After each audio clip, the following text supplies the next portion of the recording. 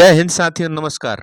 तो इस वीडियो में हम देखेंगे भारत का संविधान एक नज़र में, अर्थात भारतीय संविधान के 395 अनुच्छेद एक एक करके हम इस वीडियो में देखने वाले हैं। भारत के ऐसा कोई परीक्षा नहीं जिसमें इस वीडियो से आपको प्रश्न नहीं मिलेंगे, तो यह वीडियो आपके लिए बहुत बहुत बहुत लाभकारी होगा। आइए शुरू करते हैं। देखिए, भाग एक, भारत के संविधान के भाग एक में अनुच्छेद 1 से 4 तक दिया गया है, ठीक है। और भाग एक का विषय है संघ और उसका राज्य क्षेत्र। तो 1 से 4 अनुच्छेद इसमें देखिए, अनुच्छेद 1 में लिखा गया है संघ का नाम और राज्य क्षेत्र। अनुच्छेद 2 में लिखा गया है नए राज्यों का प्रवेश या निर्माण, ठीक है जी। अनुच्छेद 2 क को खत्म कर दिया गया है। अनुच्छेद 3 में देखिए क्या लिखा गया है, नए राज्यों का निर्माण कैसे होगा, वर्तमान राज्यों के क्षेत्रों, सीमाओं या नामों में परिवर्तन कैसे किया जाएगा, इस बारे में लिखा गया है। अनुच्छेद 4 की बात करें तो अनुच्छेद 4 में देखिए, अनुच्छेद 4 में क्या लिखा गया है। अनुच्छेद 4 की बात देखिए, अनुच्छेद 4 में लिखा गया है, देखिए पहली अनुसूची, अनुच्छेद 4 की बात कर रहे हैं तो पहली अनुसूची और चौथी अनुसूची के संशोधन तथा अनुपूरक, अनुषंगिक और परिमाणिक विषयों का उपबंध करने के लिए अनुच्छेद 2 और अनुच्छेद 3 के अधीन बनाई गई विधियां इसमें लिखी गई है, ठीक है। अनुच्छेद 4 में देखिए भाग 2, भाग 2 में कहाँ से कहाँ अनुच्छेद लिखा गया है, तो अनुच्छेद 5 से 11 तक भाग 2 में लिखा गया है और इसका विषय है नागरिकता, सिटीजनशिप। आइए देखते हैं अनुच्छेद 5 में क्या लिखा है। तो अनुच्छेद 5 में संविधान के प्रारंभ पर नागरिकता कैसे मिलती थी, क्या प्रावधान थे, इसमें लिखा गया है। अनुच्छेद 6 में लिखा गया है पाकिस्तान से भारत को प्रव्रजन करने वाले कुछ व्यक्तियों की नागरिकता के अधिकार क्या थे, इस बारे में लिखा गया है। अनुच्छेद 7 में लिखा गया है पाकिस्तान को प्रव्रजन करने वाले कुछ व्यक्तियों की नागरिकता का अधिकार किस तरह से होगा, अनुच्छेद 7 में मिलेगा। और वहीं अनुच्छेद 8 में देखिए, अनुच्छेद 8 में लिखा गया है भारत के बाहर रहने वाले भारतीय उद्भव के कुछ व्यक्तियों को नागरिकता का अधिकार किस तरह से मिलेगा, इस बारे में लिखा गया है, ठीक है जी। और वहीं देखिए अनुच्छेद 11 संसद द्वारा नागरिकता के विषय में कैसे नागरिकता देनी है, कैसे नागरिकता वापस लेनी है, अनुच्छेद 11 में लिखा गया, ठीक है जी। और देखिए भाग 3, भाग 3 की बात करें तो भाग 3 में देखिए इसका विषय है मूल अधिकार और इसमें जो है अनुच्छेद 12 से लेकर 35 तक इसमें लिखा गया है, ठीक है जी। आइए देखते हैं अनुच्छेद 12 में राज्य शब्द की परिभाषा दी गई है। अनुच्छेद 13 में देखिए मूल अधिकारों से असंगत या उसका अल्पीकरण करने का क्या क्या विधि होगा, इस बारे में लिखा गया है, ठीक है जी। देखिए समता का अधिकार, समता का अधिकार के लिए अनुच्छेद 14 में लिखा गया है विधि के समक्ष समानता। अनुच्छेद 15 में लिखा गया है धर्म, मूल वंश, जाति, लिंग या जन्म स्थान के आधार पर भेदभाव नहीं किया जा सकता। अनुच्छेद 16 में देखिए लोक नियोजन अर्थात सरकारी नौकरी में क्या आरक्षण है, इस बारे में लिखा गया है अनुच्छेद 16 में। अनुच्छेद 17 में क्या लिखा गया है, अस्पृश्यता का अंत किया गया है 17 से। अनुच्छेद 18 में लिखा गया है उपाधियों का अंत कैसे किया जाएगा, इस विषय में। देखिए स्वतंत्रता का अधिकार मतलब राइट टू फ्रीडम, इस बारे में आपको अनुच्छेद 19 में लिखा गया है वाक स्वतंत्र आदि विषयक कुछ अधिकारों का संरक्षण इसमें दिया गया है, वाक एवं अभिव्यक्ति की स्वतंत्रता। देखिए अनुच्छेद 20 में क्या लिखा गया है, तो अपराधों के लिए दोष सिद्धि हो जाती है तो इस संबंध में क्या संरक्षण मिलेंगे, इस विषय में लिखा गया है।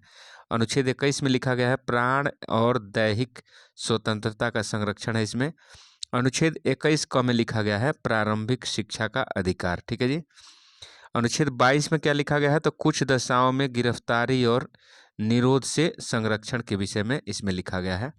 देखिए शोषण के विरुद्ध अधिकार, तो शोषण के विरुद्ध अधिकार इस विषय के लिए आपको कौन कौन अनुच्छेद है, तो अनुच्छेद 23 इसमें लिखा गया मानव के दुर्व्यापार और बलात् आश्रम पर निषेध किया गया इसमें। अनुच्छेद 24 में देखिए कारखानों आदि में बच्चों को जो है आप नौकरी में नहीं लगा सकते हैं, इस विषय में लिखा गया है।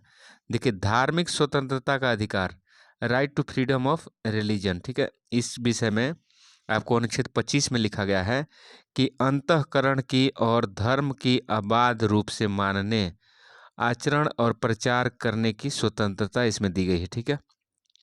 अनुच्छेद 26 में लिखा गया है धार्मिक कार्यों के प्रबंध की स्वतंत्रता इसमें दी गई है। अनुच्छेद 27 की बात करें तो अनुच्छेद 27 में देखिए क्या लिखा गया है, किसी विशिष्ट धर्म की अभिवृद्धि अभिवृद्धि के लिए करों के संदाय के बारे में स्वतंत्रता के विषय में लिखा गया है। अनुच्छेद 28 में देखिए कुछ शिक्षा संस्थाओं में धार्मिक शिक्षा या धार्मिक उपासना में उपस्थित होने के बारे में स्वतंत्रता दी गई है। ठीक है। संस्कृति और शिक्षा संबंधी अधिकार, कल्चरल एंड एजुकेशनल राइट। अनुच्छेद 29 में लिखा गया है कि अल्पसंख्यक वर्गों के हितों का संरक्षण किया जाएगा। अनुच्छेद 30 में लिखा गया है शिक्षा संस्थाओं की स्थापना और प्रशासन करने का अल्पसंख्यक वर्गों का अधिकार है। ठीक है। देखिए अगला इसमें बिंदु दिया गया है कुछ विधियों की व्यावृत्ति। कुछ विधियों की व्यावृत्ति देखिए, सेविंग ऑफ सर्टेन लॉज। देखिए अनुच्छेद 31 को समाप्त कर दिया गया है। देखिए अनुच्छेद 31 क में क्या लिखा गया है, तो संपदा आदि के अर्जन के लिए उपबंध करने वाली विधियों की व्यावृत्ति की गई। इसमें अनुच्छेद 31 ख इसमें लिखा गया है कुछ अधिनियमों और विनियमों का विधि मान्यकरण हुआ है। ठीक है। अनुच्छेद 31 ग में लिखा गया है कुछ निदेशक तत्वों को प्रभावी करने वाली विधियों की व्यावृत्ति। देखिए 31 घ को समाप्त कर दिया गया है। देखिए संवैधानिक उपचारों का अधिकार, इसमें अनुच्छेद 32 में लिखा गया है इस पक्ष में कि इस भाग द्वारा प्रदत्त अधिकारों को प्रवर्तित करने के लिए उपचार। देखिए 32 क को समाप्त कर दिया गया है, 32 का समाप्त कर दिया गया है। अनुच्छेद 33 में क्या लिखा गया, देखिए अनुच्छेद 33 में क्या लिखा गया है, तो अनुच्छेद 33 में लिखा गया है इस भाग द्वारा प्रदत्त अधिकारों के बलों आदि को लागू होने में उपांतरण करने की संसद की शक्ति, इस विषय में लिखा गया है। अनुच्छेद 34 में जब किसी क्षेत्र में सेना विधि प्रवृत्त है तब इस भाग द्वारा प्रदत्त अधिकारों पर निर्बंधन किया जाएगा। देखिए अनुच्छेद 35 में लिखा गया है इस भाग के उपबंधों को प्रभावी करने के लिए इसमें विधान दी गई है। ठीक है। अगला सवाल देख लीजिए। अगला इसमें टॉपिक है भाग 4। भाग 4 का विषय क्या है, राज्य के नीति निर्देशक तत्व, और इसमें 36 से 51 तक अनुच्छेद का जिक्र किया गया है। तो अनुच्छेद 36 में क्या लिखा गया है, तो अनुच्छेद 36 में परिभाषा दी गई है, और 37 में लिखा गया है इस भाग में अंतर्विष्ट तत्वों का लागू होना, ये लिखा गया है। थोड़ा सा जूम कर लेते हैं।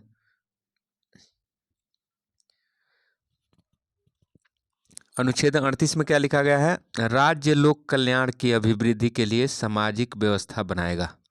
देखिए अनुच्छेद 39 में राज्य द्वारा अनुसरणीय कुछ नीति तत्व बनाया जाएगा। देखिए अनुच्छेद 39 क में क्या लिखा गया है, समान न्याय और निःशुल्क विधिक सहायता राज्य ऐसी व्यवस्था करेगा। ठीक है।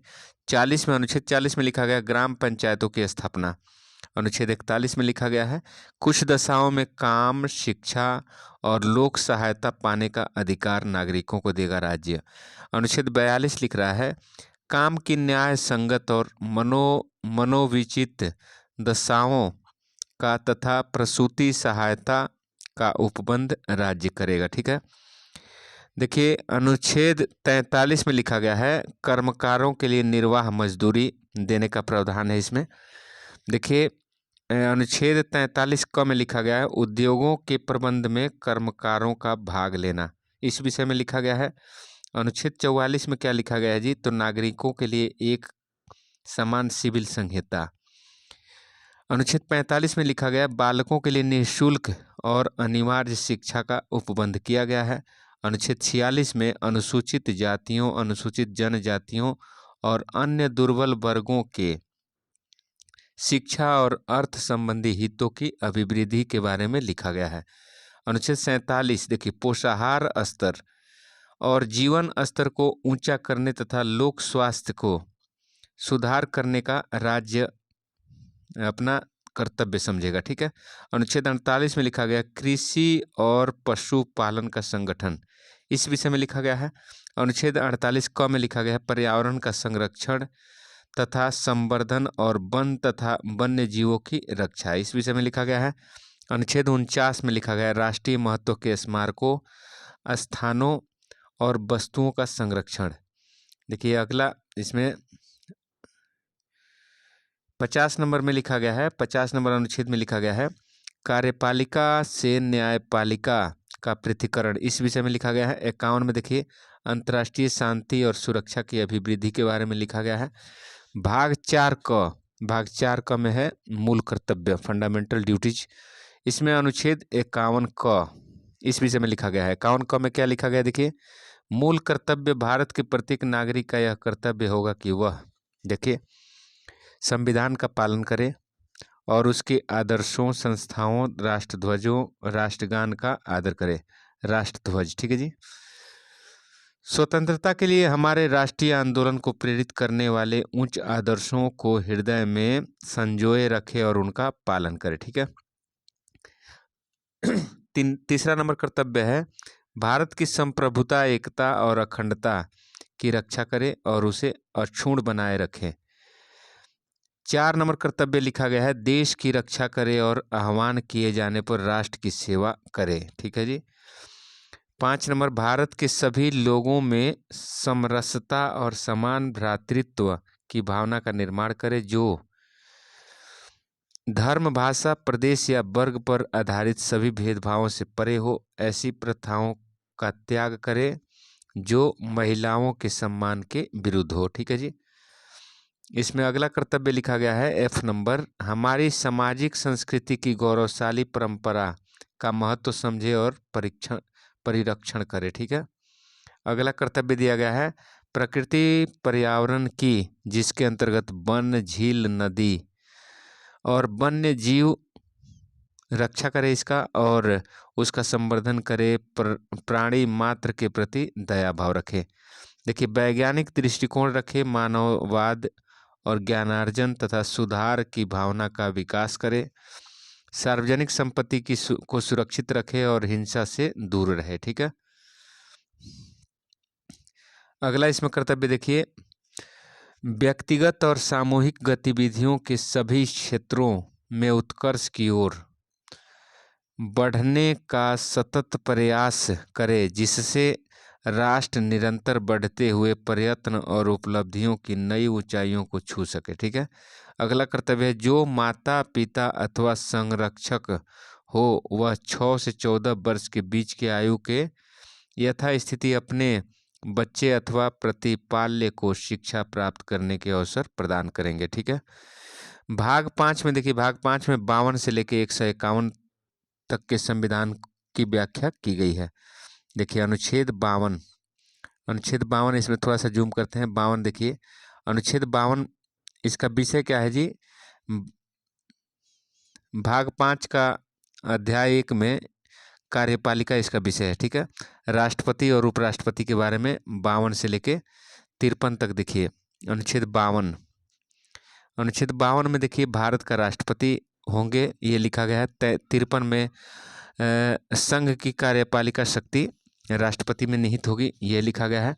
अनुच्छेद 54 में राष्ट्रपति का निर्वाचन कैसे हुआ इस बारे में लिखा गया है। अनुच्छेद 55 में लिखा गया है राष्ट्रपति के निर्वाचन की रीति कैसे होगी। और देखिए अनुच्छेद 56 में लिखा गया है राष्ट्रपति की पद अवधि क्या होगी 5 साल। अनुच्छेद 57 में पुनर्निर्वाचन के लिए क्या पात्रता होगी राष्ट्रपति के लिए ये लिखा गया है। अनुच्छेद 58 में राष्ट्रपति निर्वाचित होने के लिए अर्हताएं, मतलब राष्ट्रपति के लिए आप निर्वाचित होंगे कब, आपकी योग्यताएं क्या है इस बारे में लिखा गया है। अनुच्छेद 59 में लिखा गया है राष्ट्रपति के पद के लिए शर्तें दशा। देखिए अनुच्छेद 60 में लिखा गया है राष्ट्रपति द्वारा शपथ या प्रतिज्ञान कैसे लिया जाता है ये लिखा गया है। अनुच्छेद 61 में राष्ट्रपति पर महाभियोग चलाने की विधि क्या है ये लिखा गया है। अनुच्छेद 62 में देखिए राष्ट्रपति पद की रिक्ति को भरने के लिए निर्वाचन करने संबंधी आकस्मिक रिक्ति को भरने के लिए निर्वाचित व्यक्ति की पदावधि, इस विषय में लिखा गया है। अनुच्छेद 63 में देखिए भारत का उपराष्ट्रपति, इस विषय में लिखा गया है। अनुच्छेद 64 में क्या लिखा गया है, तो उपराष्ट्रपति का राज्यसभा का पदेन सभापति होना, इस विषय में लिखा गया है। अनुच्छेद 65 में लिखा गया है राष्ट्रपति के पद में आकस्मिक रिक्ति होती है तो उसकी अनुपस्थिति में उपराष्ट्रपति राष्ट्रपति के रूप में कार्य करेंगे और उसके कृत्यों का निर्वहन करेंगे। देखिए अनुच्छेद 66 में उपराष्ट्रपति का निर्वाचन के विषय में लिखा गया है। अनुच्छेद 67 में उपराष्ट्रपति की पदावधि क्या है, ये लिखा गया है। अनुच्छेद 68 में देखिए उपराष्ट्रपति पद की रिक्ति को भरने के लिए निर्वाचन करने के संबंध में इसमें लिखा गया है और आकस्मिक रिक्ति को भरने के लिए निर्वाचित व्यक्ति की पदावधि, इस विषय में लिखा गया। ठीक है जी। अनुच्छेद 69 देखिए, अनुच्छेद 69 में उपराष्ट्रपति द्वारा शपथ या प्रतिज्ञान कैसे लिया जाता है, इस विषय में लिखा गया। अनुच्छेद 70 अन्य आकस्मिकताओं में राष्ट्रपति के कृत्यों का निर्वहन कैसे होगा, इस बारे में लिखा गया है। अनुच्छेद 71 में राष्ट्रपति या उपराष्ट्रपति के निर्वाचन से संबंधी या संसक्त विषय दिया गया है। अनुच्छेद 72 में क्षमा आदि की और कुछ मामले में दंड आदेश के निलंबन, परिहार या लघुकरण की राष्ट्रपति की शक्ति के बारे में लिखा गया है। अनुच्छेद 73 में संघ की कार्यपालिका शक्ति का विस्तार किस तरह से होता है, इस बारे में लिखा गया है। मंत्रिपरिषद विषय के लिए अनुच्छेद 74 से लेकर 75 तक दिया गया है। अनुच्छेद 74 में लिखा गया है कि राष्ट्रपति को सहायता और सलाह देने के लिए एक मंत्रिपरिषद होगा। अनुच्छेद 75 में लिखा गया मंत्रियों के बारे में अन्य उपबंध क्या होगा, इस विषय में लिखा गया अनुच्छेद 75 में। भारत का महान्यायवादी, इस टॉपिक के लिए अनुच्छेद 76 दिया गया है। भारत का महान्यायवादी क्या कर्तव्य है, कौन इनकी नियुक्ति करता है, इस विषय में लिखा गया है। देखिए टॉपिक दिया गया सरकारी कार्य का संचालन, इसके लिए आपको अनुच्छेद दिया गया है अनुच्छेद 77 से 78। ठीक है, 77 में लिखा गया भारत सरकार के कार्य का संचालन किस तरह से होगा, इस विषय में लिखा गया। 78 में लिखा गया है राष्ट्रपति को जानकारी देने आदि के संबंध में प्रधानमंत्री का क्या कर्तव्य होगा, इस विषय में लिखा गया। ठीक है जी। भाग 2 संसद, देखिए भाग 2 संसद, इस विषय में कौन कौन से अनुच्छेद हैं, देखिए भाग 2 में संसद 79 से लेकर 88 तक दिया गया है। देखिए अनुच्छेद 79 में संसद का गठन के विषय में लिखा गया है।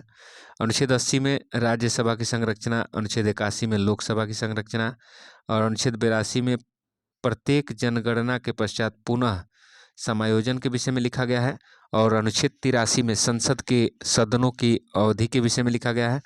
अनुच्छेद 84 संसद की सदस्यता के लिए अर्हताएं क्या होना चाहिए, वो लिखा गया है।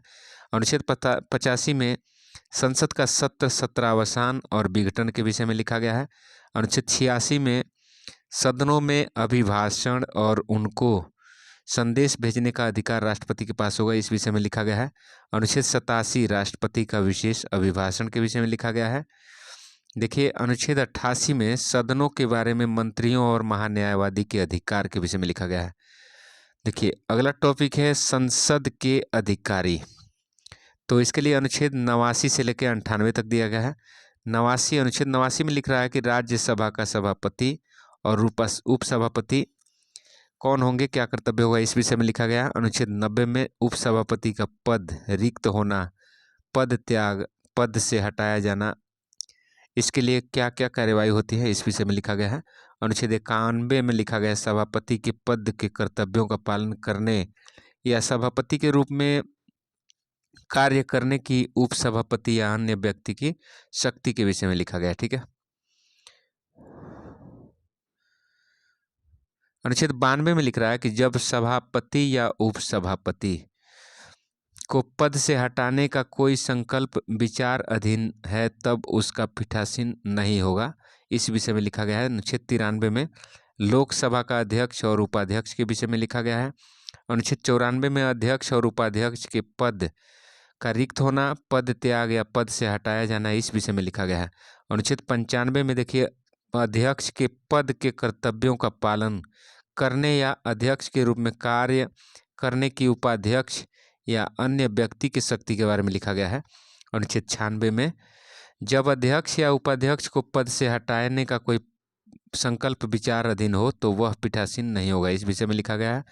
अनुच्छेद 97 में लिख रहे हैं कि सभापति, उपसभापति तथा अध्यक्ष और उपाध्यक्ष के वेतन और भत्ते क्या होंगे, इस विषय में लिखा गया है। 98 में लिखा गया संसद का सचिवालय। अगला टॉपिक इसमें है कार्य संचालन, इसके लिए अनुच्छेद 99 से 100 दिया गया है। देखिए अनुच्छेद 99 में क्या लिखा गया है, तो 99 में सदस्यों का शपथ या प्रतिज्ञान के बारे में लिखेंगे, लिखा गया है। 100 में, अनुच्छेद 100 में सदनों में मतदान रिक्तियों के होते हुए भी सदनों की कार्य करने की शक्ति और गणपूर्ति, इस विषय में लिखा गया है। ठीक है,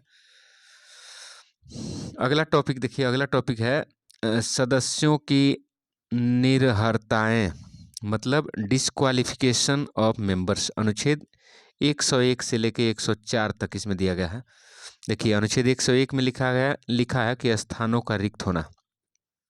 अनुच्छेद 102 में लिखा गया सदस्यों के लिए निर्हरताएं, और अनुच्छेद 103 में सदस्यों की निर्हरताएं से संबंधित प्रश्नों पर विनिश्चय, इस विषय में लिखा गया है। 104 में अनुच्छेद 99 के अधीन शपथ लेने या प्रतिज्ञान करने से पहले या अरहित न होते हुए भी निर्हित किए जाने पर बैठक और मत देने के लिए शक्ति क्या होगी, इस विषय में लिखा गया है।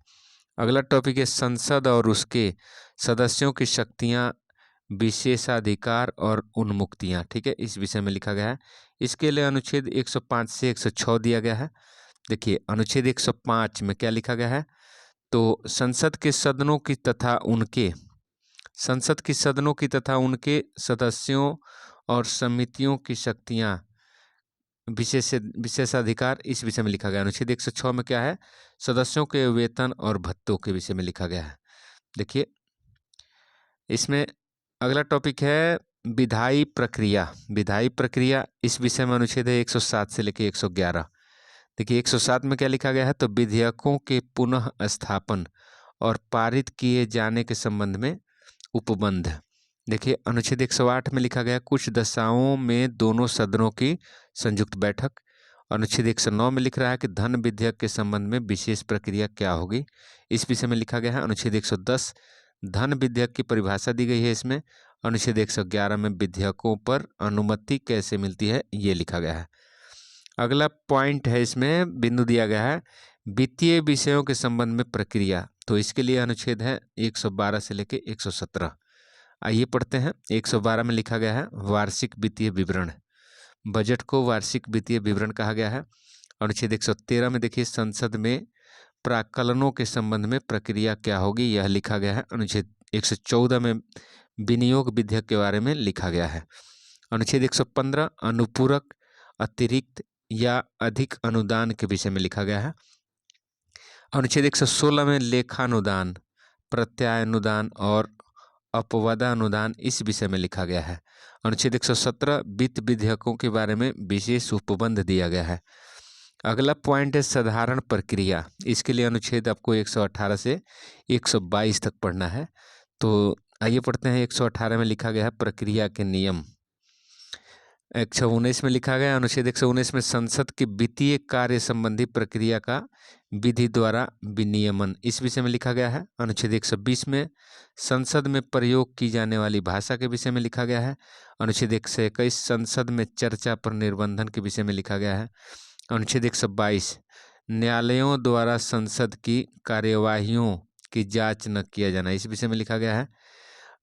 अध्याय 3 राष्ट्रपति की विधायी शक्तियां, इसके लिए अनुच्छेद 123 दिया गया है legislative power of the president. देखिए 123 में अनुच्छेद में लिखा गया है कि संसद के विश्रांति काल, जब संसद नहीं चलती है उस समय अध्यादेश प्रख्यापित करने की राष्ट्रपति की शक्ति, इस विषय में लिखा गया है।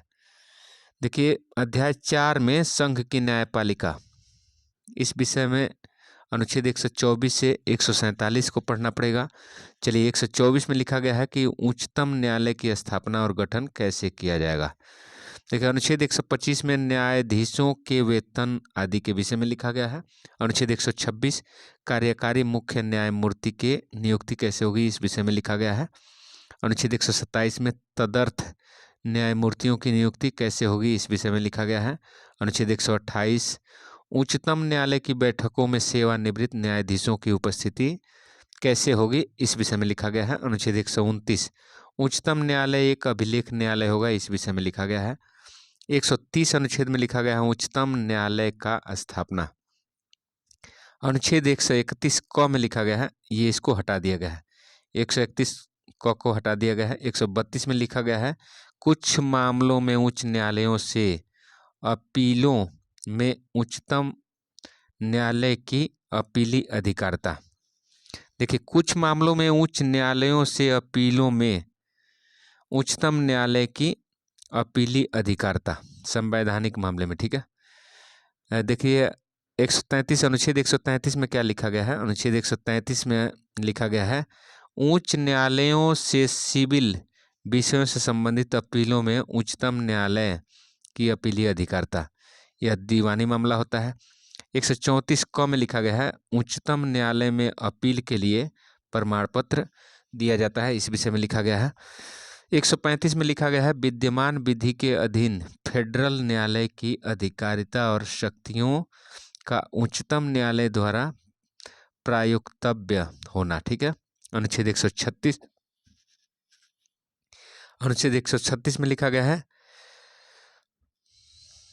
अपील के लिए उच्चतम न्यायालय की विशेष इजाजत। और अनुच्छेद 137 में निर्णयों या आदेशों का उच्चतम न्यायालय द्वारा पुनर्विलोकन, ठीक है।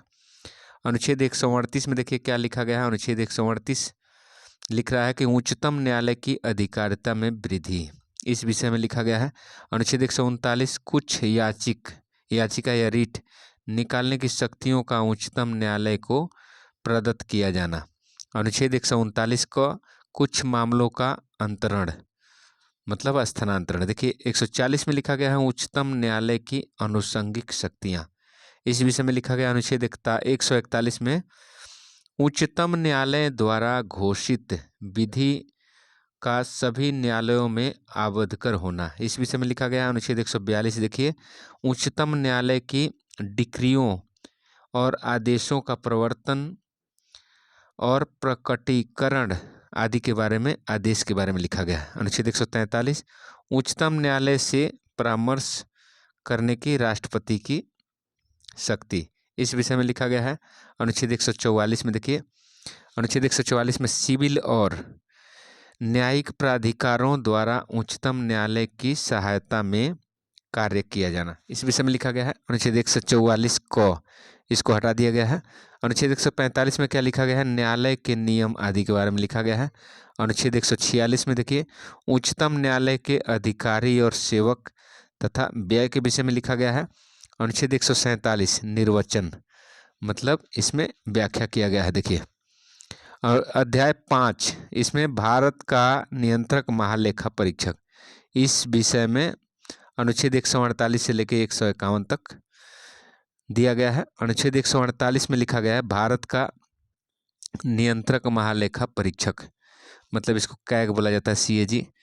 देखिए अनुच्छेद 149 अनुच्छेद 149 में नियंत्रक महालेखा परीक्षक के कर्तव्य और शक्तियां। अनुच्छेद 150 में संघ के और राज्यों के लेखाओं का प्रारूप, इस विषय में लिखा गया है। अनुच्छेद 151 सम परीक्षा प्रतिवेदन के विषय में लिखा गया है, ठीक है। भाग 6 में देखिए इसका विषय है राज्य। अनुच्छेद 152 से लेकर 237 तक इसमें पढ़ा जाता है। देखिए अध्याय 1 इसमें दिया गया है साधारण मतलब जनरल। अनुच्छेद 152 से लेकर 152 इसमें परिभाषा दिया गया है। और अध्याय 2 में कार्यपालिका है द एक्सिक्यूटिव, ठीक है जी। इसमें आपको 153 से लेकर 162 तक पढ़ना है। अनुच्छेद 153 देखिए इसमें राज्यों के राज्यपाल के बारे में लिखा गया है। अनुच्छेद 154 राज्य की कार्यपालिका शक्ति राज्यपाल में होगी, ये लिखा गया है। अनुच्छेद 155 राज्यपाल की नियुक्ति कैसे होती है, ये लिखा गया है। 156 में लिखा गया है राज्यपाल की पद अवधि कितनी होगी। अनुच्छेद 157 में राज्यपाल नियुक्त होने के लिए क्या अर्हताएं हैं, इस विषय में लिखा गया है। अनुच्छेद 158 में राज्यपाल के पद की क्या शर्त है, इस विषय में लिखा गया है।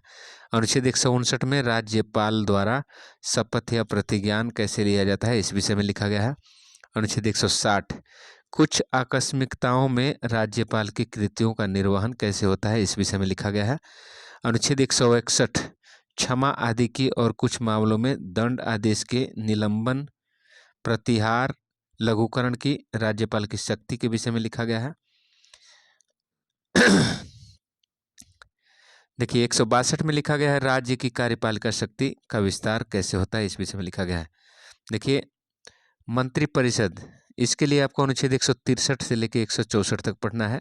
163 में राज्यपाल को सहायता और सलाह देने के लिए मंत्रिपरिषद होती है, इस विषय में लिखा गया है।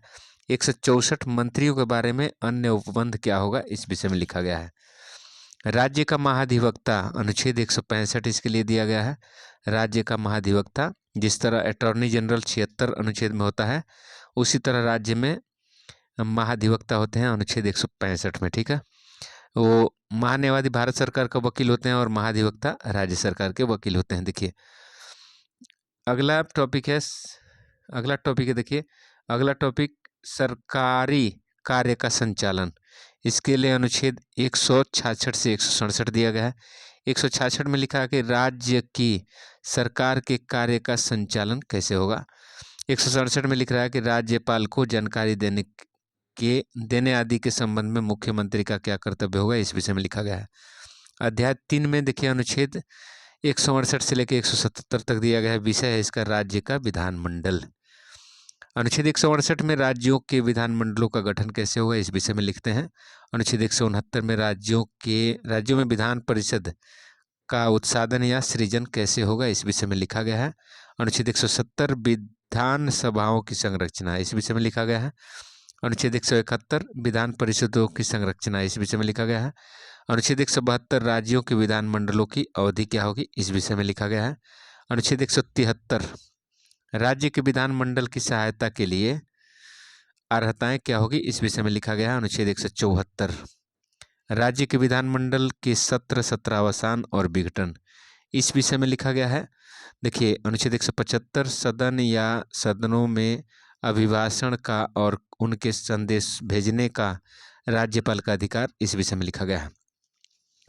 अनुच्छेद 176 आपको बताएगा कि राज्यपाल का विशेष अभिभाषण कैसे तैयार होता है, इस विषय में लिखा गया है। अनुच्छेद 177 में आपको लिखा गया है सदनों के बारे में मंत्रियों और महाधिवक्ता के क्या अधिकार हैं, इस विषय में आपको पढ़ने को मिलेगा। अगला टॉपिक है राज्य विधानमंडल के अधिकारी। इसके लिए अनुच्छेद 178 से लेकर 187 तक पढ़ा जाएगा। अनुच्छेद 178 में विधानसभा का अध्यक्ष और उपाध्यक्ष के विषय में लिखा गया है। अनुच्छेद 179 आप पढ़ेंगे तो उसमें अध्यक्ष और उपाध्यक्ष का पद रिक्त होना, पद त्याग और पद से हटाए जाने का क्या प्रक्रिया है, इस विषय में पढ़ेंगे आप। अनुच्छेद 180 हमको बताता है कि अध्यक्ष पद के कर्तव्यों का पालन करने या अध्यक्ष के रूप में कार्य करने की उपाध्यक्ष या अन्य व्यक्ति की शक्ति कैसे क्या होगी, ये लिखा गया है। अनुच्छेद 181 में पढ़ेंगे तो जब अध्यक्ष और उपाध्यक्ष को पद से हटाए जाने का कोई संकल्प विचाराधीन हो तब वह पीठासीन नहीं होगा, इस विषय में लिखा गया है। अनुच्छेद 182 बता रहा है कि विधान परिषद का सभापति या उपसभापति कौन होंगे, किस तरह इसका निर्वाचन होगा, इस बारे में बता रहा है। अनुच्छेद 183 बताता है सभापति और उपसभापति का पद रिक्त होना, पद त्याग और पद से हटाए जाने का क्या प्रक्रिया है, इस विषय में बताएगा। अनुच्छेद 184 बताता है कि सभापति के पद से कर्तव्यों का पालन करने या सभापति के रूप में कार्य करने की उपसभापति की या किसी अन्य को क्या क्या शक्ति मिलेगी, इस विषय में लिखा गया है। अनुच्छेद 185 लिख रहा है कि जब सभापति या उपसभापति पद से हटाए जाने का कोई संकल्प विचाराधीन रखा गया है सभापति उपसभापति हटाने का, तो वो पीठासीन नहीं होंगे, ठीक है। अनुच्छेद 186 में लिखा गया है अध्यक्ष और उपाध्यक्ष तथा सभापति और उपसभापति के वेतन और भत्ते क्या क्या मिलेंगे, इस विषय में लिखा गया है। अनुच्छेद 187 हमें बताएगा कि राज्य के विधानमंडलों का सचिवालय के लिए क्या क्या नियम कानून है, कहाँ होगा सचिवालय, ये बता रहा है, ठीक है। कार्य संचालन, यह टॉपिक के साथ आपको अनुच्छेद 188 से लेकर 189 पढ़ना है। तो अनुच्छेद 188 आपको बता रहा है कि सदस्यों का शपथ या प्रतिज्ञान कैसे किया जाता है, तो इस विषय में लिखा गया अनुच्छेद 189 सदनों में मतदान रिक्तियों के होते हुए भी सदनों की कार्य करने की शक्ति या गणपूर्ति कैसे होती है, इस विषय में लिखा गया है। सदस्यों की निर्हरताएं, इस विषय में आपको अनुच्छेद 190 से 193 तक पढ़ना है। तो 190 लिख रहा है कि स्थानों का रिक्त होना, स्थान कैसे रिक्त होते हैं, इस विषय में लिखा गया है। 191 देखिए सदस्यों के लिए निर्हरताएं क्या है, वो लिखा गया है। अनुच्छेद 192 में सदस्यों की निर्हरताएं के संबंध में प्रश्नों पर विनिश्चय होना, इस विषय में लिखा गया है। अनुच्छेद 193 अनुच्छेद 188 के अधीन शपथ लेने या प्रतिज्ञान करने से पहले या अर्हित न होते हुए भी निर्हित किए जाने पर बैठने या मत देने के लिए क्या शक्ति है, इस विषय में लिखा गया है। राज्यों के विधानमंडलों और उनके सदस्यों की शक्तियां, विशेषाधिकार और उन्मुक्तियां, इस विषय में अनुच्छेद 194 से लेके 195 तक पढ़ना होगा। आइए 194 में लिखा गया है विधानमंडलों के सदनों को तथा उनके सदस्यों और समितियों की शक्तियां, विशेषाधिकार आदि, इस विषय में लिखा गया है। अनुच्छेद 195 में सदस्यों के वेतन और भत्ते के बारे में लिखा गया है। विधायी प्रक्रिया, इस विषय में आपको 196 से लेकर 201 तक अनुच्छेद पढ़ना पड़ेगा। अनुच्छेद 196 में लिख रहा है विधेयकों के पुनः स्थापन और पारित किए जाने के संबंध में उपबंध दिया गया है। अनुच्छेद 197 धन विधेयकों से भिन्न विधेयकों के बारे में विधान परिषद की शक्तियों के निर्बंधन के बारे में दिया गया है। अनुच्छेद 198 धन विधेयकों के संबंध में विशेष प्रक्रिया दिया गया है। अनुच्छेद 199 धन विधेयक की परिभाषा दी गई है। अनुच्छेद 200 विधेयकों पर अनुमति कैसे मिलती है, इस विषय में लिखा गया है। अनुच्छेद 201 विचार के लिए आरक्षित विधेयक, इस विषय में लिखा गया है। अगला टॉपिक है, देखिए अगला बिंदु है वित्तीय विषयों के संबंध में प्रक्रिया क्या होगी, इसके लिए अनुच्छेद 202 से 207 पढ़ना है। तो 202 में लिखा गया वार्षिक वित्तीय विवरण की क्या प्रक्रिया है, इस विषय में लिखा गया। 203 लिख रहा है विधानमंडल में प्राक्कलन के संबंध में क्या प्रक्रिया है, इस विषय में लिखा गया है। अनुच्छेद 204 में लिखा गया विनियोग विधेयक के बारे में। अनुच्छेद 205 में लिखा गया है अनुपूरक, अतिरिक्त या अधिक अनुदान कैसे लिया जाता है, इस विषय में लिखा गया है। अनुच्छेद 206 में लिखा गया लेखा अनुदान, प्रत्यानुदान और अपवादा अनुदान की क्या प्रक्रिया है, इस विषय में लिखा गया है। अनुच्छेद 260 में लिखा गया है वित्त विधेयकों के बारे में विशेष उपबंध क्या है, इस विषय में लिखा गया है। देखिए साधारणतया प्रक्रिया, इसके लिए आपको अनुच्छेद 208 से 212 पढ़ना है। तो 208 में प्रक्रिया के नियम क्या है, इस विषय में लिखा गया है। अनुच्छेद 209 में लिख रहा है कि राज्य के विधानमंडल में वित्तीय कार्य संबंधी प्रक्रिया का विधि द्वारा विनियमन क्या होगा, कैसे होता है, इस विषय में लिखा गया है। 210 अनुच्छेद में लिखा गया है विधानमंडल में प्रयोग की जाने वाली भाषा के विषय में लिखा गया है। अनुच्छेद 211 में लिख रहा है कि विधान मंडलों में चर्चा पर निर्बंधन कैसे होती है, इस बारे में लिखा गया है। अनुच्छेद 212 लिख रहा है कि न्यायालयों द्वारा विधानमंडल की कार्यवाहियों की जांच न किया जाना, इस विषय में लिखा गया है। अध्याय 4 में देखिए राज्यपाल की विधायी शक्ति, इस विषय में आपको अनुच्छेद 213 पढ़ना है। तो अनुच्छेद 213 में विधानमंडल की विश्रांति काल में अध्यादेश प्रख्यापित करने की राज्यपाल की शक्ति के विषय में लिखा गया है। ठीक है, अगला देखिए भाग 5 राज्यों के उच्च न्यायालय, इस विषय में आपको अनुच्छेद 214 से लेके 232 तक पढ़ना है। ठीक है, तो देखिए 214 में राज्यों के लिए उच्च न्यायालय की स्थापना के बारे में लिखा गया है। देखिए अनुच्छेद 215 में उच्च न्यायालयों के का अभिलेख न्यायालय होना, इस विषय में लिखा गया है। अनुच्छेद 216 उच्च न्यायालयों का गठन, इस विषय में लिखा गया है। अनुच्छेद 217 में उच्च न्यायालय के न्यायाधीशों की नियुक्ति और उसके पद की शर्तें क्या है, इस विषय में लिखा गया है। अनुच्छेद 218 आपको बता रहा है कि उच्चतम न्यायालय से संबंधित कुछ उपबंधों का उच्च न्यायालयों पर लागू होना, इस विषय में लिखा है। उच्चतम न्यायालय से संबंधित कुछ उपबंधों का उच्च न्यायालयों पर लागू होना, इस विषय में 218 में लिखा गया है। अनुच्छेद 219 में उच्च न्यायालयों के न्यायाधीशों द्वारा शपथ या प्रतिज्ञान के बारे में लिखा गया है। अनुच्छेद 220 अस्थायी न्यायाधीश रहने के पश्चात विधि व्यवसाय पर निर्बंधन के विषय में लिखा गया है। अनुच्छेद 221 आपको बताएगा न्यायाधीशों के वेतन आदि के बारे में, अनुच्छेद 221।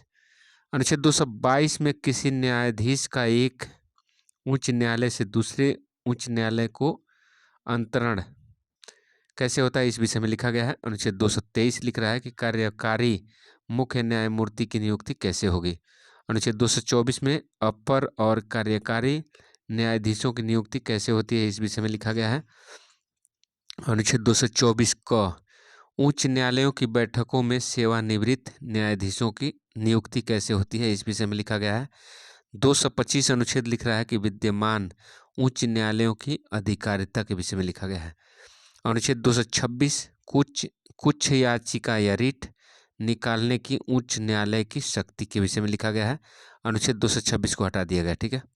अनुच्छेद 227 लिख रहा है कि सभी न्यायालयों के अधिरक्षण की उच्च न्यायालय की शक्ति, इस विषय में लिखा गया है। अनुच्छेद 228 कुछ मामलों का उच्च न्यायालयों का अंतरण, इस विषय में लिखा गया है। अनुच्छेद 228 को हटा दिया गया है, ठीक है। अगला सवाल देख लीजिए। 229 अनुच्छेद में उच्च न्यायालयों के अधिकारी और सेवक तथा व्यय के विषय में लिखा गया है। अनुच्छेद 230 उच्च न्यायालयों की अधिकारिता का संघ राज्य क्षेत्र पर विस्तार होना, इस विषय में लिखा गया है। अनुच्छेद 231 दो या अधिक राज्यों के लिए एक ही उच्च न्यायालय की स्थापना होगी, इस विषय में लिखा गया है।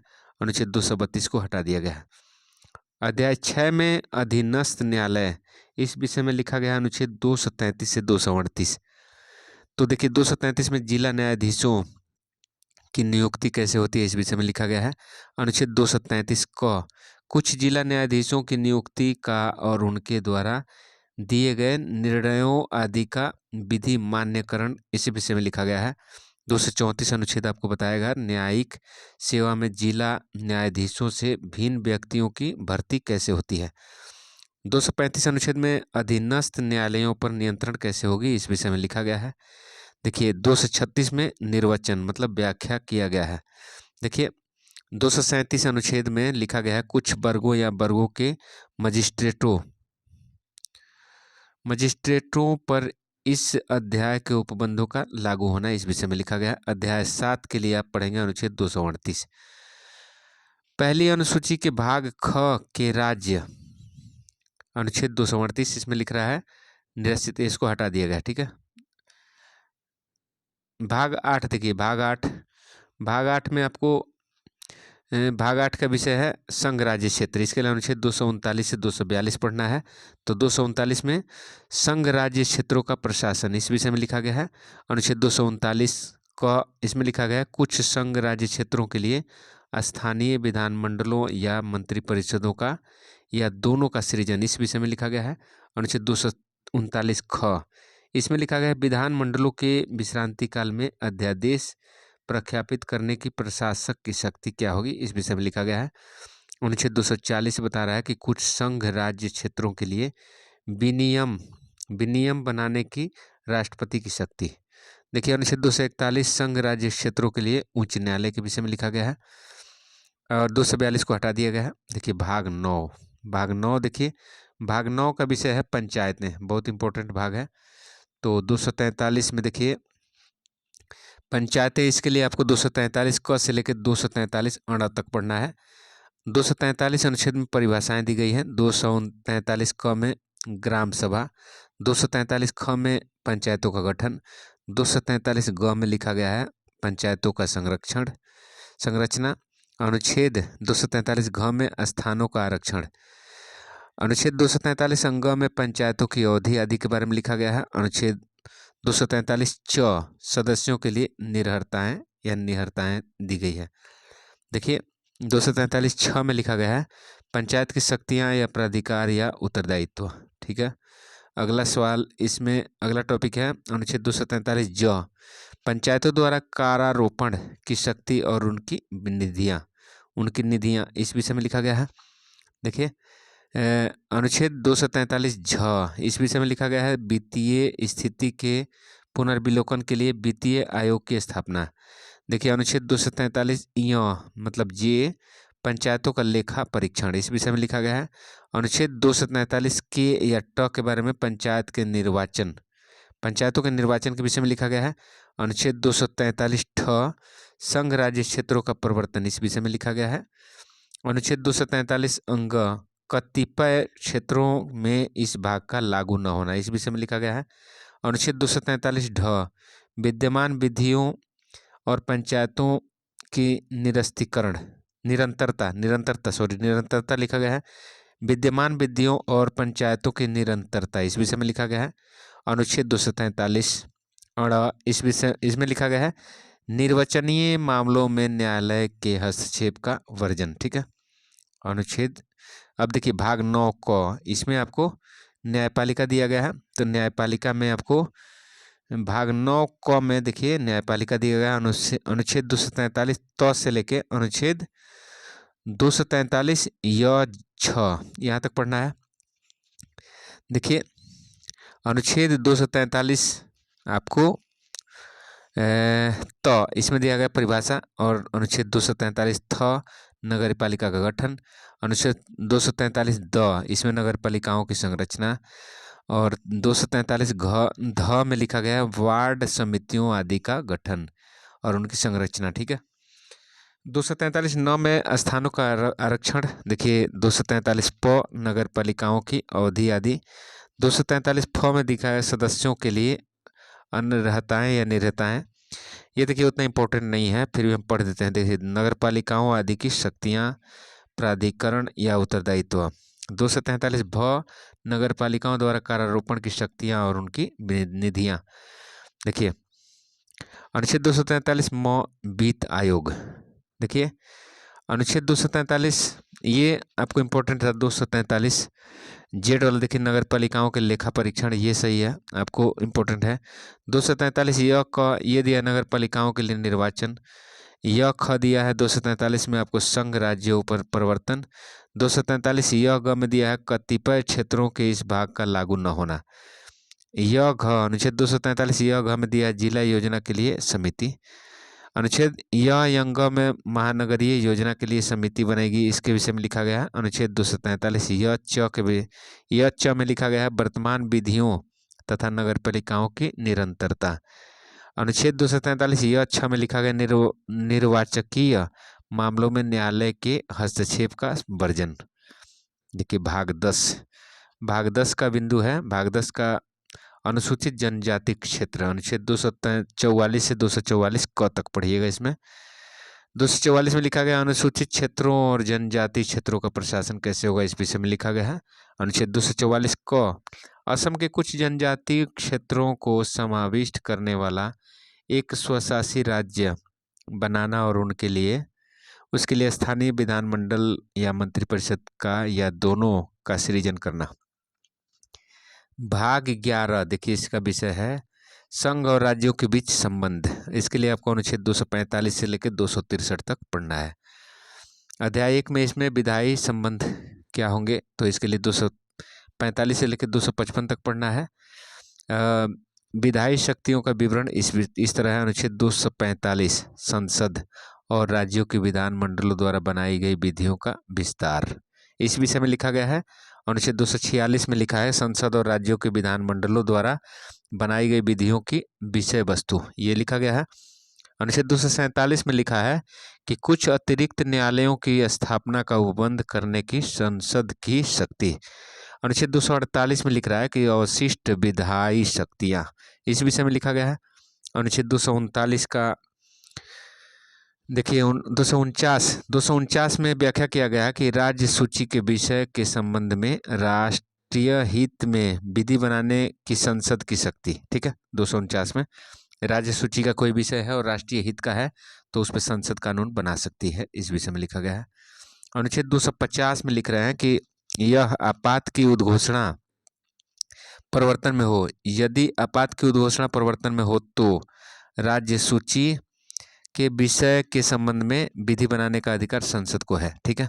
251 अनुच्छेद में लिखा गया है संसद अनुच्छेद 249 और अनुच्छेद 250 के अधीन बनाई गई विधियों और राज्यों के विधानमंडलों द्वारा बनाई गई विधियों में असंगति, इस विषय में लिखा गया है।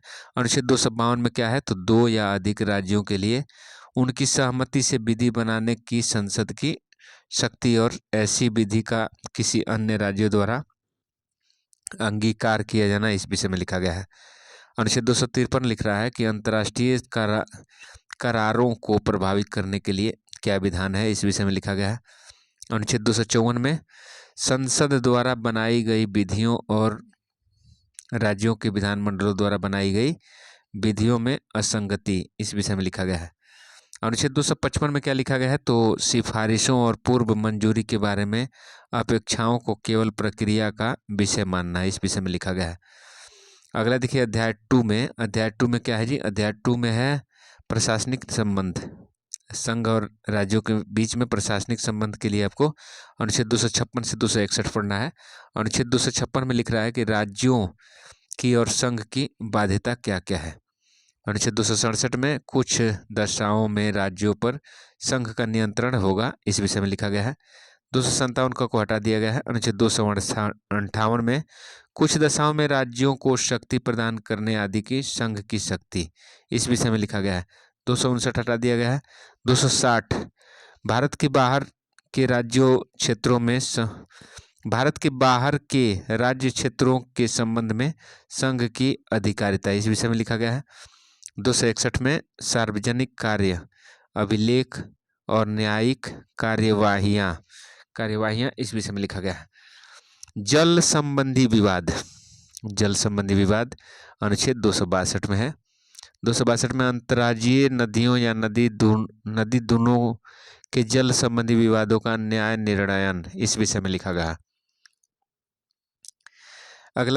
अगला बिंदु है राज्यों के बीच समन्वय, अनुच्छेद 263। अनुच्छेद 263 में अंतर्राज्यीय परिषद के संबंध में उपबंध किया गया है। भाग 12 इसका विषय है बीत, संपत्ति, संविदाएं या वाद। इसके लिए आपको 264 से लेके 300 क अनुच्छेद तक पढ़ना होगा। इसमें अध्याय 1 है बीत, फाइनेंस साधारण। इसमें देखिए 264 से लेकर 267 तक पढ़िए। 264 से 267 तक मतलब अनुच्छेद 264 में निर्वचन लिखा गया है, व्याख्या इसमें। 265 में विधि के प्राधिकार के बिना करों का अधिरोपण न किया जाना, इस विषय में लिखा गया है। अनुच्छेद 267 में भारत और राज्यों के बीच संचित निधियां और लोक लेखों के बारे में लिखा गया है। और 267 देखिए आकस्मिक निधि, अनुच्छेद 267 आकस्मिक निधि के बारे में बताता है। राज्य और संघ और राज्यों के बीच राजस्वों का वितरण, अनुच्छेद 268 से लेकर 281 तक पढ़ना है इसमें। अनुच्छेद 268 में क्या लिखा है, संघ द्वारा उद्गृहित किए जाने वाले किंतु राज्यों द्वारा संग्रहित और विनियोजित किए जाने वाले शुल्क, इस विषय में लिखा गया है। अनुच्छेद 269 संघ द्वारा उद्गृहित और संग्रहित किए किंतु राज्यों को सौंपे जाने वाले कर, इस विषय में लिखा गया है। देखिए अगला सवाल इसमें 270 में, देखिए 270 में लिखा है कि संघ द्वारा उद्गृहित और संग्रहित तथा संघ और राज्यों के बीच वितरित किए जाने वाले कर, इस विषय में लिखा गया है। अनुच्छेद 271 कुछ शुल्कों और करों पर संघ के प्रयोजन के लिए अधिभार, इस विषय में लिखा गया है। अनुच्छेद 272 कर जो संघ द्वारा उद्गृहित किए जाते हैं तथा जो संघ और राज्यों के बीच वितरण किए जा सकेंगे, इस विषय में लिखा गया है। अनुच्छेद 273 में जूट पर और जूट उत्पादों पर निर्यात शुल्क के स्थान पर अनुदान, इस विषय में लिखा गया है। अनुच्छेद 274 में ऐसे कराधान पर जिसमें उच्च हितबद्ध है प्रभाव डालने वाले विधेयकों के लिए राष्ट्रपति की पूर्व सिफारिश की अपेक्षा, इस विषय में लिखा गया है। 275 में लिख रहा है कुछ राज्यों को संघ से अनुदान मिलता है, इस विषय में लिखा गया है 275 में, इंपॉर्टेंट है। अनुच्छेद 276 में वृत्तियों और व्यापारों, आजीविकाओं और नियोजनों पर कर, इस विषय में लिखा गया है। देखिए 277 में व्यावृत्ति है और 278 को हटा दिया गया है। देखिए अनुच्छेद 279 शुद्ध आगम आदि की गणना कैसे होती है, इस विषय में लिखा गया है। अनुच्छेद 280 वित्त आयोग का व्याख्या है इसमें, ये बहुत इंपॉर्टेंट है। देखिए अनुच्छेद 281 वित्त आयोग की सिफारिशें, इस विषय में लिखा गया है। मतलब 279 ए में क्या लिखा है, जीएसटी की परिभाषा दी गई है, जीएसटी परिषद की गठन। देखिए प्रकीर्ण वित्तीय उपबंध, इस विषय में आपको अनुच्छेद 282 से लेकर 291 तक पढ़ना है। देखिए 282 में क्या लिखा है, संघ या राज्य द्वारा अपने राजस्व से किए जाने वाले व्यय, इस विषय में लिखा गया है। 283 में संचित निधियों, आकस्मिक निधियों और लोक लेखाओं में जमा धनराशियों का अभिरक्षा आदि के विषय में लिखा गया है। अनुच्छेद 284 लोक सेवकों और न्यायालयों द्वारा प्राप्त वादकर्ताओं की जमा राशियों और अन्य न्यायाधि धनराशियों की अभिरक्षण, इस विषय में लिखा गया है। अनुच्छेद 285 धन की संपत्ति, संघ की संपत्ति को राज्य के करों में छूट, संघ की संपत्ति को राज्य के करों से छूट, इस विषय में लिखा गया है। 286 अनुच्छेद में माल के क्रय या विक्रय पर कर के अधिरोपण के बारे में, निर्बंधन के बारे में लिखा गया है। 287 में विद्युत पर करों से छूट के बारे में लिखा गया है। अनुच्छेद 287 इलेक्ट्रिक पर टैक्स से छूट के बारे में लिखा गया है। अनुच्छेद 288 में लिखा गया है जल या विद्युत के संबंध में राज्यों द्वारा कराधान से कुछ दशाओं में छूट, इस विषय में लिखा गया है। अनुच्छेद 279 में राज्यों की संपत्ति और आय को संघ के कराधान से छूट, इस विषय में लिखा गया है। अनुच्छेद 290 कुछ व्ययों और पेंशनों के संबंध में समायोजन के विषय में लिखा गया है। अनुच्छेद 290 क कुछ देवस्वम निधियों को वार्षिक संदाय, इस विषय में लिखा गया है। अब देखिए 291 हटा दिया गया है। अध्याय 2 उधार लेना, अनुच्छेद 292 से लेकर 293, 292 अनुच्छेद में लिखा गया भारत सरकार द्वारा उधार लेना, इस विषय में लिखा गया है, बहुत इंपॉर्टेंट है। अनुच्छेद 293 देखिए राज्यों द्वारा उधार लेना, इस विषय में लिखा गया है। अगला देखिए बिंदु है अध्याय 3 संपत्ति, संविदाएं, अधिकार, दायित्व, बाध्यताएं और वाद, इस विषय में आपको पढ़ना है। तो अनुच्छेद 294 देखिए, अनुच्छेद 294 में क्या लिख रहा है, तो 294 में कुछ दशाओं में संपत्ति, अस्थियों, अधिकारों, दायित्वों और बाध्यताओं का उत्तराधिकार, इस विषय में लिखा गया है। 295 देखिए अन्य दशाओं में संपत्ति, अस्थियों, अधिकारों, दायित्वों, बाध्यताओं का उत्तराधिकार, इस विषय में लिखा गया है। अनुच्छेद 296 लिख रहा है कि राजगामी या व्यापकत या स्वामी विहीन होने से प्रोद्भूत संपत्ति, इस विषय में लिखा गया है। अनुच्छेद 267 राज्य, क्षेत्रीय, सागर खंड या महाद्वीपीय मग्न तट भूमि में स्थित मूल्यवान चीजों और अन्य अनन्य आर्थिक क्षेत्र के संपत्ति स्रोतों का संघ में निहित होना, इस विषय में लिखा गया है, समुद्र के बारे में। अनुच्छेद 298 में लिख रहा है कि व्यापार करने आदि की शक्ति, अनुच्छेद 298। अनुच्छेद 299 संविधाएं दी गई हैं इसमें। अनुच्छेद 300 वाद और कार्यवाहियां, इस विषय में लिखा गया है। अध्याय 4 देखिए संपत्ति का अधिकार, अध्याय 4 में संपत्ति का अधिकार दिया गया है, इसके लिए आपको अनुच्छेद 300 क पढ़ना है। अनुच्छेद 300 क क्या है, विधि के प्राधिकार के बिना व्यक्तियों को संपत्ति से वंचित न किया जाना, इस विषय में लिखा गया है।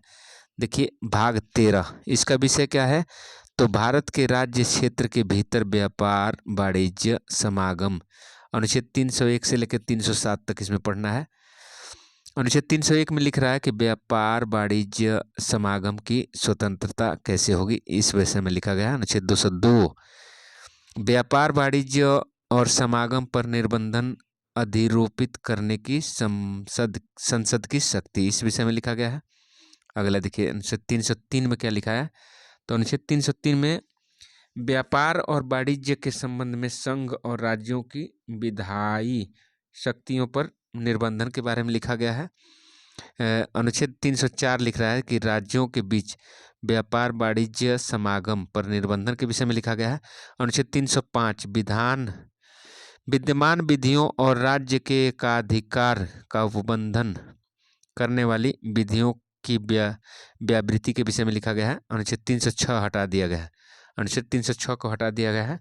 अनुच्छेद 307 देखिए, अनुच्छेद 301 से अनुच्छेद 304 के प्रयोजनों को कार्यान्वित करने के लिए प्राधिकारी की नियुक्ति, इस विषय में लिखा गया है। भाग 14 में देखिए इसका विषय है संघ और राज्यों के अधीन सेवाएं। इसके लिए आपको अनुच्छेद 308 से लेकर 323 तक पढ़ना है। इसमें अध्याय 1 है सेवाएं, सर्विस। अनुच्छेद 308 से लेकर 314 तक देखिए। 308 में निर्वचन है। 309 में संघ या राज्य सेवा करने वाले व्यक्तियों की भर्ती और सेवा की शर्तें क्या होगी, इस विषय में लिखा गया है। अनुच्छेद 310 संघ या राज्य की सेवा करने वाले व्यक्तियों की पद अवधि क्या होगी, इस विषय में लिखा गया है। अनुच्छेद 311 संघ या राज्य के अधीन सिविल हैसियत में नियोजित व्यक्तियों का पदच्युत किया जाना, पद से हटाना, पंक्ति में अवनत किया जाना मतलब डिमोशन किया जाना, ये सब इस विषय में लिखा गया है। अनुच्छेद 312 अखिल भारतीय सेवाएं, इस विषय में लिखा गया है। अनुच्छेद 312 का कुछ सेवाओं के अधिकारियों की सेवा की शर्तों में परिवर्तन करने का संसद की शक्ति के बारे में लिखा गया है। अनुच्छेद 313 जो है संक्रमणकालीन उपबंध दिया गया है, इसमें 314 को हटा दिया गया है। भाग 2 इसमें देखिए अध्याय 2 लोक सेवा आयोग, पब्लिक सर्विस कमीशन, अनुच्छेद 315 से लेकर 323 तक इसमें पढ़ेंगे आप। 315 में संघ और राज्यों के लिए लोक सेवा आयोग का गठन। 316 सदस्यों की नियुक्ति और पद अवधि क्या होगी, इस विषय में। अनुच्छेद 317 लोक सेवा आयोग के किसी सदस्य को हटाया जाना, निलंबित किया जाना, इस विषय में लिखा गया है। अनुच्छेद 318 आयोग के सदस्यों और कर्मचारियों की सेवा शर्तों के बारे में विनियम बनाने की शक्ति, इस विषय में लिखा गया है। अनुच्छेद 319 आयोग के सदस्यों द्वारा ऐसे सदस्य न रहने पर पद धारण करने के संबंध में प्रतिषेध, इस विषय में लिखा गया है। अनुच्छेद 320 लोक सेवा आयोगों के कृत्य के बारे में लिखा गया है। अनुच्छेद 321 लोक सेवा आयोग पर कृत्यों का विस्तार करने की शक्ति, इस विषय में लिखा गया है। 322 में लोक सेवा आयोगों के व्यय, इस विषय में लिखा गया है। अनुच्छेद 323 लोक सेवा आयोगों के प्रतिवेदन, इस विषय में लिखा गया है। अनुच्छेद 14 का अधिकरण है। अनुच्छेद 323 क से 323 ख। 323 क में लिखा है प्रशासनिक अधिकरण। अनुच्छेद 323 ख अन्य विषयों के लिए अधिकरण, इस विषय में लिखा गया है। भाग 15 में देखिए, भाग 15 में आपको पढ़ना पड़ेगा अनुच्छेद 324 से लेकर 329 क निर्वाचन, इसका विषय है। 324 में देखिए निर्वाचन के अधीक्षण निर्देशन नियंत्रण का निर्वाचन आयोग में निहित होना, इस विषय में लिखा गया है। अनुच्छेद 325 लिख रहा है धर्म, मूल, वंश, जाति, लिंग के आधार पर किसी व्यक्ति का निर्वाचक नामावली में सम्मिलित किए जाने के लिए अपात्र न होना और उसके द्वारा किसी विशेष निर्वाचक नामावली में सम्मिलित किए जाने का दावा न किया जाना, इस विषय में लिखा गया है। अनुच्छेद 326 में क्या लिखा गया है जी, तो लोकसभा और राज्यों की विधानसभाओं के लिए निर्वाचन वयस्क मताधिकार के आधार पर होना, इस विषय में लिखा गया। अनुच्छेद 327 विधानमंडलों के लिए निर्वाचनों के संबंध में उपबंध करने की संसद की शक्ति, इस विषय में लिखा गया है। 328 अनुच्छेद में लिखा है किसी राज्य के विधानमंडल के लिए निर्वाचन के संबंध में उपबंध करने की उस विधानमंडल की शक्ति, इस विषय में लिखा गया है। अनुच्छेद 329 में लिखा है निर्वाचन संबंधी मामलों में न्यायालयों के हस्तक्षेप का वर्जन, इस विषय में लिखा गया है। अनुच्छेद 329 क इसको हटा दिया गया है। अब देखिए भाग 16 में आपको विषय है इसमें कुछ वर्गों के संबंध में विशेष उपबंध। इसके अनुच्छेद 330 से लेकर 342 तक पढ़ना है। 330 में क्या लिखा गया है, लोकसभा में अनुसूचित जनजातियों के लिए स्थानों का आरक्षण। अनुच्छेद 331 में लिखा गया है लोकसभा में आंग्ल भारतीय समुदाय का प्रतिनिधित्व, इसको अब खत्म कर दिया गया है। देखिए अनुच्छेद 332 राज्यों की विधानसभाओं में अनुसूचित जातियों अनुसूचित जनजातियों के लिए स्थानों का आरक्षण, इस विषय में लिखा गया है। अनुच्छेद 333 राज्यों की विधानसभाओं में आंग्ल भारतीय समुदाय का प्रतिनिधित्व, इस विषय में लिखा गया। अनुच्छेद 334 स्थानों के आरक्षण और विशेष प्रतिनिधित्व का 50 वर्ष के पश्चात न रहना, इस विषय में लिखा गया है। 335 अनुच्छेद में लिखा गया है कि सेवाओं और पदों के लिए अनुसूचित जाति जनजातियों के दावे क्या होंगे, इस विषय में लिखा गया है। अनुच्छेद 336 कुछ सेवाओं में आंग्ल भारतीय समुदाय के लिए विशेष उपबंध, इस विषय में लिखा गया है। अनुच्छेद 337 आंग्ल भारतीय समुदाय के लाभ के लिए शैक्षिक अनुदान के लिए विशेष उपबंध किया गया इसमें। अनुच्छेद 338 राष्ट्रीय अनुसूचित जाति आयोग।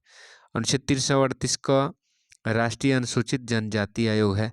अनुच्छेद 339 अनुसूचित क्षेत्रों के प्रशासन और अनुसूचित जनजातियों के कल्याण के बारे में संघ का नियंत्रण, इस विषय में लिखा गया है। अनुच्छेद 340 पिछड़े वर्गों की दशाओं के अन्वेषण के लिए आयोग की नियुक्ति।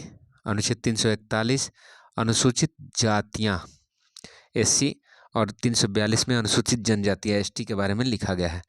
भाग 17 देखिए, भाग 17 में आपको अनुच्छेद 343 से लेकर 351 तक पढ़ना है और इसका जो है विषय है राजभाषा। अनुच्छेद इसमें अध्याय 1 में संघ की भाषा, अनुच्छेद 343 से 344 पढ़िए। 343 में संघ की राजभाषा के बारे में लिखा गया है। अनुच्छेद 344 राजभाषा के संबंध में आयोग और संसद की समिति, इस विषय में लिखा गया है। अध्याय 2 प्रादेशिक भाषाएं 345 से 347 तक पढ़ेंगे आप। अनुच्छेद 345 में राज्य की राजभाषा और राजभाषाएं, इस विषय में लिखा गया है। अनुच्छेद 346 एक राज्य और दूसरे राज्य के बीच या किसी राज्य और संघ के बीच पत्र आदि की राजभाषा क्या होगी, ये भी लिखा गया है। अनुच्छेद 347 में किसी राज्य की जनसंख्या के किसी अनुभाग द्वारा बोली जाने वाली भाषा के संबंध में विशेष उपबंध, इस विषय में लिखा गया है। अध्याय 3 देखिए, उच्चतम न्यायालय और उच्च न्यायालय आदि की भाषा क्या होगी, इस विषय में। अनुच्छेद 348 उच्चतम न्यायालय और उच्च न्यायालय में और अधिनियमों और विधेयकों आदि के लिए प्रयोग की जाने वाली भाषा के बारे में लिखा गया है। अनुच्छेद 349 भाषा से संबंधित कुछ विधियां अधिनियमित करने के लिए विशेष प्रक्रिया दी गई है। अध्याय 4 में विशेष निर्देश दिया गया है। अनुच्छेद 350 से लेकर 351 देखिए, इसमें अनुच्छेद 350 में लिखा गया है व्यथा के निवारण के लिए अभ्यावेदन, व्यथा के निवारण के लिए व्यथावेदन में प्रयोग की जाने वाली भाषा। 350 क में प्राथमिक स्तर पर मातृभाषा में शिक्षा की सुविधाएं। अनुच्छेद 350 ख भाषाई अल्पसंख्यक वर्गों के लिए विशेष अधिकारी। अनुच्छेद 351 हिंदी भाषा के विकास के लिए निर्देश दिया गया है। देखिए, अनुच्छेद भाग 18 में आपको अनुच्छेद 352 से 360 मिलेंगे और इसका जो है विषय है आपात उपबंध, इमरजेंसी प्रोविजंस। अनुच्छेद 352 देखिए, आपात की उद्घोषणा कैसे होती है, इस विषय में लिखा गया है। अनुच्छेद 353 आपात की उद्घोषणा का प्रभाव क्या होगा, इस विषय में लिखा गया है। अनुच्छेद 354 जब आपात की उद्घोषणा प्रवर्तन में है तब राजस्वों के वितरण संबंधी उपबंधों का लागू होना, इस विषय में लिखा गया है। अनुच्छेद 355 बाह्य आक्रमण और आंतरिक अशांति से राज्य की संरक्षा करने का संघ का कर्तव्य होगा, इस विषय में लिखा गया है। अनुच्छेद 356 राज्यों में संवैधानिक तंत्र विफल हो जाता है तो राष्ट्रपति शासन लगेगा। अनुच्छेद 357 अनुच्छेद 356 के अधीन की गई उद्घोषणा के अधीन विधायी शक्तियों का प्रयोग राष्ट्रपति करते हैं। अनुच्छेद 358 में आपात के दौरान अनुच्छेद 19 के उपबंधों का निलंबन, मतलब वाक् एवं स्वतंत्रता आपकी निलंबित हो जाती है। 359 आपात के दौरान भाग 3 द्वारा प्रदत्त अधिकारों के प्रवर्तन का निलंबन कर दिया जाता है। देखिए, 359 को हटा दिया गया है। 360 में लिखा गया है वित्तीय आपात के बारे में, इसमें लिखा गया है कि शरीर का जो देश का जो है इकोनॉमी गड़बड़ हो जाता है तो उस विषय में वित्तीय आपात लगाया जाता है। देखिए, परकिन्न मतलब मिसलेनियस अनुच्छेद 361 से लेके 367 तक आपको पढ़ना है। 361 में क्या है जी, तो राष्ट्रपति और राज्यपालों और राज्य प्रमुखों का संरक्षण। 361 क में संसद और राज्य के विधानमंडलों की कार्यवाहियों के प्रकाशन का संरक्षण है, इस विषय में लिखा गया है। 361 लाभप्रद राजनीतिक पद पर नियुक्ति के लिए निर्भरता। अनुच्छेद 362 को हटा दिया गया है। 363 में कुछ लिखा गया, 363 लिख रहा है कि कुछ संघीय करारों आदि से उत्पन्न विवादों में न्यायालयों के हस्तक्षेप का वर्जन। 363 क में देशी राज्यों के शासकों को दी गई मान्यता की समाप्ति और निजी उपाधियों जैसे प्रिवी पर्स का अंत कर जाना। ठीक है। 364 देखिए, महापत्तनों और विमान क्षेत्रों के बारे में विशेष उपबंध।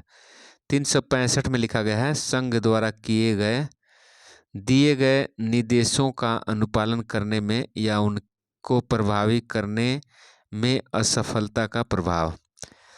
अनुच्छेद देखिए 366 में परिभाषा दी गई है और 367 में निवर्चन दिया गया है। भाग 20 देखिए, भाग 20 का विषय क्या है जी, तो संविधान का संशोधन है भाग 20 में। इसमें 368 अनुच्छेद दिया गया है। संविधान का संशोधन करने की संसद की शक्ति और उसके लिए प्रक्रिया क्या होगी, इस विषय में लिखा गया है। भाग 21 देखिए, इसका विषय है अस्थायी, संक्रमणकालीन और विशेष उपबंध। अनुच्छेद 369 से 392 पढ़ना है आपको। 369 में लिखा गया है, राज्य सूची के कुछ विषयों के संबंध में विधि बनाने की संसद की इस प्रकार की अस्थायी शक्ति मानव व समवर्ती सूची के विषय में हो। मानव व समवर्ती सूची के विषय में देखिए 370 जम्मू कश्मीर राज्य के संबंध में अस्थायी उपबंध। अनुच्छेद 371 महाराष्ट्र और गुजरात राज्यों के संबंध में विशेष उपबंध। अनुच्छेद 371 क नागालैंड राज्य के संबंध में विशेष उपबंध। अनुच्छेद 371 ख असम राज्य के संबंध में विशेष उपबंध। अब देखिए 371 ग मणिपुर राज्य के संबंध में विशेष उपबंध। 371 घ आंध्र प्रदेश राज्य के संबंध में विशेष उपबंध। 371 अंग आंध्र प्रदेश में केंद्रीय विश्वविद्यालय की स्थापना। 371 च सिक्किम राज्य के संबंध में विशेष उपबंध दिया गया है। अनुच्छेद 371 छ मिजोरम राज्य के संबंध में विशेष उपबंध दिया गया है। अब देखिए अनुच्छेद 371 ज अरुणाचल प्रदेश के संबंध में विशेष उपबंध दिया गया है। अगला 371 झ गोवा राज्य के संबंध में विशेष उपबंध दिया गया है।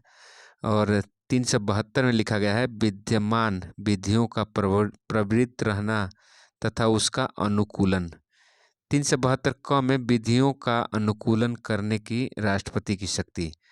373 में लिखा गया, निवारक निरोध में रखे गए व्यक्तियों के संबंध में कुछ दशाओं में आदेश करने की राष्ट्रपति की शक्ति। अनुच्छेद 374 फेडरल न्यायालय के न्यायाधीशों के और फेडरल न्यायालय में या सम परिषद, ठीक है जी, हिज मेट्रो के समक्ष लंबित कार्यवाहियों के बारे में उपबंध दिया गया है। ठीक है जी, मेजेस्टी के समक्ष लंबित कार्यवाहियों। देखिए फेडरल न्यायालय के न्यायाधीशों और फेडरल न्यायालय में या सम परिषद हिज मेजेस्टी के समक्ष लंबित कार्यवाहियों के बारे में उपबंध दिया गया है। 375 में संविधान के उपबंधों के अधीन रहते हुए न्यायालयों एवं प्राधिकारों का कृत्य करते रहना, ये लिखा गया है। 376 में देखिए उच्च न्यायालयों के न्यायाधीशों के बारे में उपबंध किया गया है। 377 में भारत के नियंत्रक महालेखा परीक्षक के बारे में लिखा गया है। देखिए अनुच्छेद 378 लोक सेवा आयोगों के बारे में उपबंध दिया गया है। इसमें 378 क में देखिए आंध्र प्रदेश विधानसभा की अवधि के बारे में विशेष उपबंध दिया गया है। 379 से 391 हटा दिया गया है। 392 में देखिए कठिनाइयों को दूर करने की राष्ट्रपति की शक्ति। इस विषय में लिखा गया है। और भाग 22 इसका विषय क्या है जी? भाग 22 में देखिए, भाग 22 में देखिए संक्षिप्त नाम प्रारंभ, हिंदी में प्राधिकृत पाठ और निरसन। अनुच्छेद 395 से लेकर 393 से 395।